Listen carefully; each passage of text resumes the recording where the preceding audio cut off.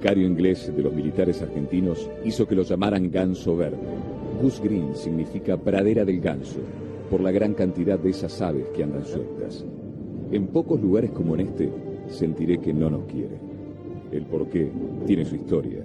Hace 30 años, militares argentinos, comandados por Mohamed Ali Zaineldin, desembarcaron y tomaron a la población prisionera, encerrándolos a todos en lo que alguna vez fue una iglesia.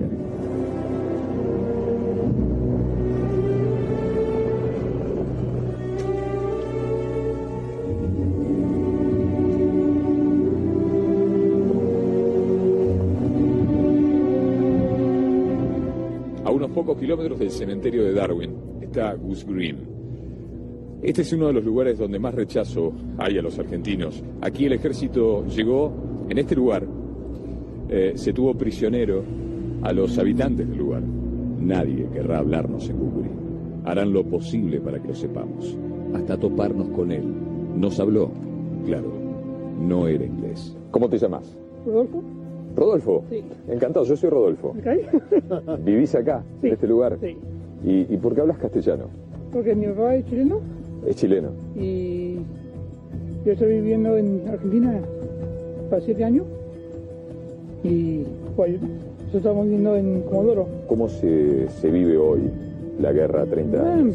La gente nos habla mucho de la guerra acá, pero hay alguna gente que está viviendo acá en Goose Green, a veces hablan, pero no mucho.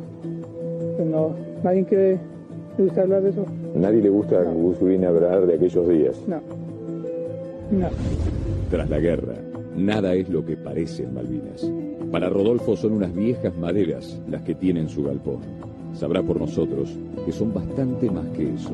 Veíamos recién algunos rastros, un cajón que hay allí de munición de Argentina, Okay. de cañón 105, digo, que lo usarán de caja de herramientas. Yo lo encontré nomás y lo traje acá. ¿Lo encontraste por acá? Sí. Es este.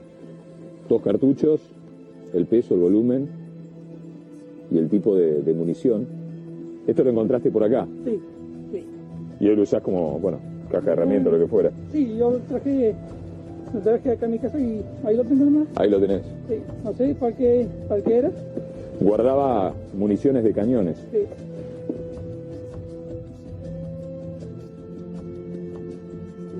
Muy amable. Encantado. Gracias. Encantado. Muchas gracias.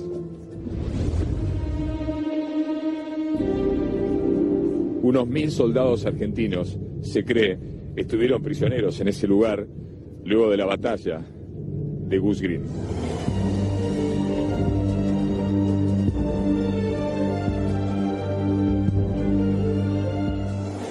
Estas enormes letras delatan a la historia.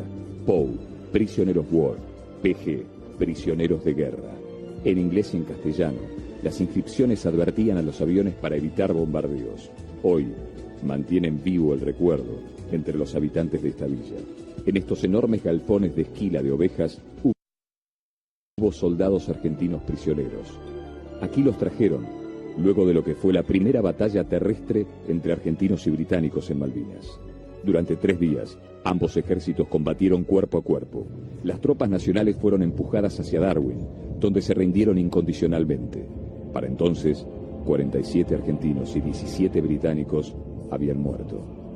En estos galpones de Fitzroy no hay marcas visibles, pero las lleva Luis aún en su cuerpo y en su memoria. Estamos en Fitzroy, aquí, en esta estancia llena de ovejas, de galpones de esquila. Estuvo Luis, lo trajeron como prisionero. Nosotros llegamos acá la noche llegamos el 13 de junio y pasamos la noche acá, en estos corrales de ovejas que ahora vamos a ver. ¿Vamos? Vamos. ¿Habían caminado cuánto? ¿Cuántas horas estuvieron caminando desde el monte hasta acá? Caminamos toda la noche y encontramos un atado de cigarrillo que a algunos se le había caído, así que fuimos fumando y sobrevivimos. Y al otro día se levantaron todos y hicimos el resto de la caminata y llegamos al mediodía, ¿no? Tenía la mitad de la ropa y no tenía absolutamente nada. Hay que decir que el frío acá es menor a 3 grados y que en junio es incalculable, era enormemente superior. ¿Había nevado? Estaba nevando en ese momento, sí. Este es tu lugar donde estuviste prisionero. Sí, pero yo estaba detrás particularmente en este galpón, y aquí un poco la suerte me empezó a cambiar. Ellos buscaban, éramos mucha gente, más de 100 personas, y buscaban intérpretes, así que bueno, con 2 compañeros más oficiamos de intérprete con el inglés de la escuela secundaria nada más. Pero bueno, ahí entendí que la suerte empezaba a cambiar. Que no te iban a matar. Que no me iban a matar y que ya éramos prisioneros de guerra, ¿no? ¿Sabes dónde estuviste? Dale, vamos.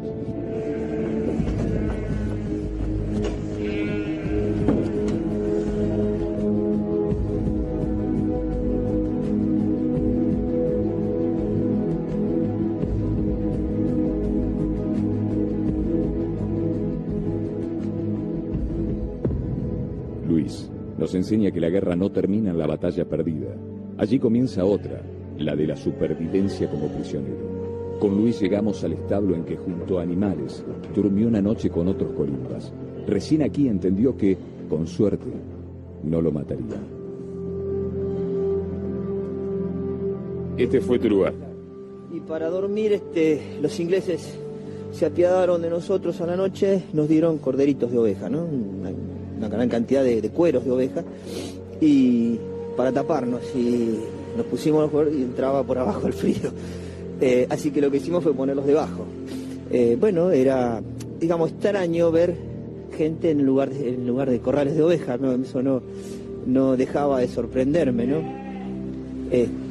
Porque a pesar de que no estábamos tan mal, bueno, era una situación, no te digo que me hacía acordar los campos de concentración, pero ver la gente enjaulada daba cosa. ¿Dónde dormiste? ¿Acá en el borde casi? Sí, casi en el borde, sí. Sí. Y te imaginarás que nos dábamos calor también entre nosotros, así que hacíamos como digamos, nos poníamos todos uno al lado del otro y bueno, y así pasamos esa noche. ¿Pudiste dormir? Sí, un poco sí.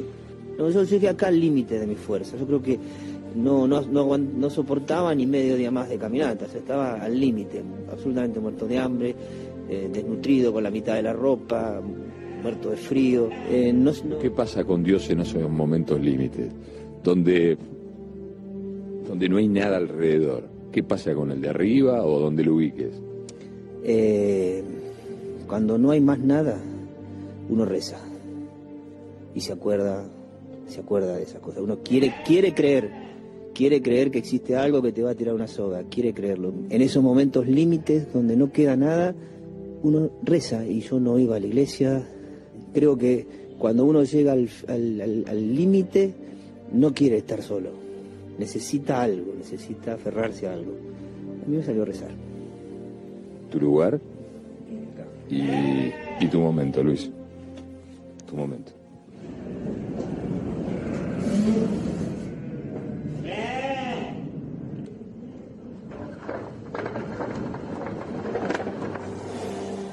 La odisea de Luis como prisionero de guerra tendría una parada más.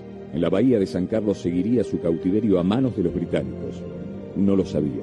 Esa sería su última noche en Malvinas. ¿Y ese es, Luis, el último lugar en el que estás? Sí, es el lugar, el último lugar donde estuve prisionero antes de embarcar al Canberra.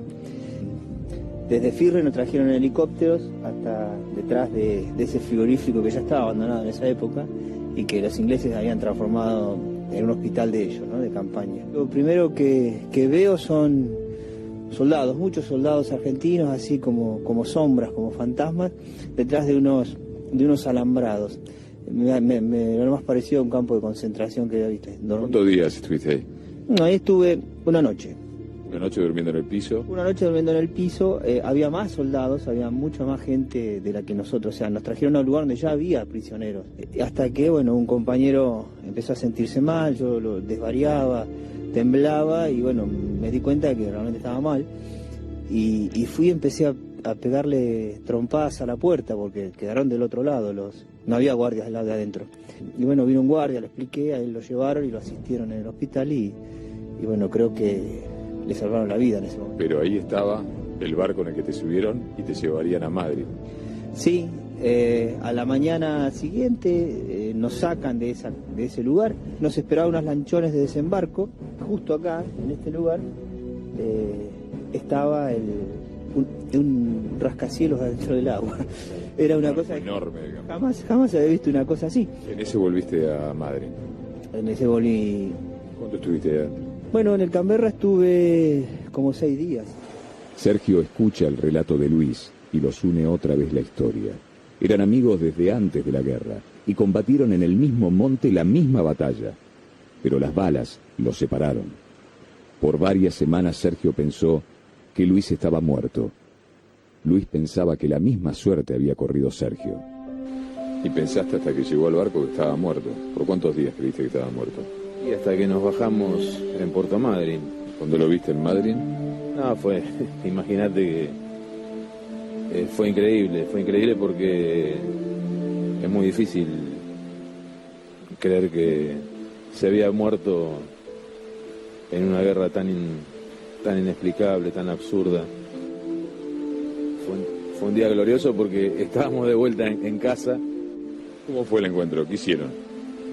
No, nos abrazábamos, veían un fantasma cuando me veían. Se me tiraban arriba. ¿Por qué ustedes no son locos de la guerra? Cuando volvimos a nuestras casas, todo el mundo nos decía que teníamos que ir a hacer una terapia o que nos trate alguien. Y nos dimos cuenta que empezamos automáticamente a hablar entre nosotros. Y eso fue oficiando como una especie de terapia. Empezamos a sacar todo lo que teníamos adentro, que era mucho, y que éramos todos pares, todos de lo que nos estábamos hablando y que era lo que estábamos sintiendo cada uno. Muéstrame cómo fue el abrazo en Madrid. Seguramente será un abrazo muy maricón, pero bueno. Ese fue un poco más fuerte.